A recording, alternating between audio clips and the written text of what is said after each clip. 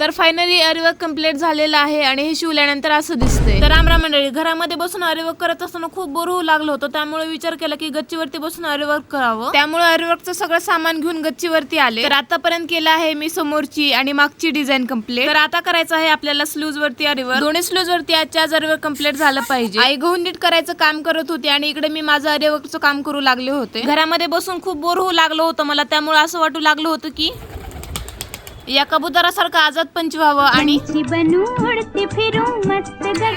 पण काय करणार हो, हे काना जाऊ देते का माऊला बाहेर कुठे फिरायला. अरिवर्क तर कम्प्लीट झालंय, पण चंदा मामाने सूर्यदेवतेची जागा घेतलेली आहे, त्यामुळे हे छोटंसं पाखरू आपलं सगळं सामान घेऊन घरट्यामध्ये आले. तर आता आपलं अरिवर्क तर कम्प्लीट झालेलंच आहे आणि मी अस्तर कट करून घेतलेलं आहे त्या मापाचं आणि फॅब्रिक वरती हे अस्तर टाकून कट करूनही घेतलं आणि हे अरिवर्कचं ब्लाऊज लगेच शिवायलाही घेतलं. आणि हा मंडळी, हे अरिवर्क करायला मला फक्त 2च दिवस लागले, कारण की मी मस्त लागदे ठणकावून सांगितलं होतं मी हातावरती अरिवर्कचं काम घेतलेलं आहे, त्यामुळे please don't disturb, no shooting no fitting. तर फायनली आपलं ब्लाऊजही स्टिच करून झालेलं आहे. खूप सुंदर दिसू लागलं होतं हे अरिवर्क केलेलं ब्लाऊज आणि सकाळी उठल्यानंतर बंटे असं आईला परेशान करू लागला होता. असो, तर दाखवते तुम्हाला याचा आता फायनल लुक. तर अशा प्रकारे मी स्लूजला लटकन लावले होते. हे आहे स्लूज वरची डिझाईन आणि हे आहे फ्रंट आणि बॅकची डिझाईन. कशी वाटते सांगा.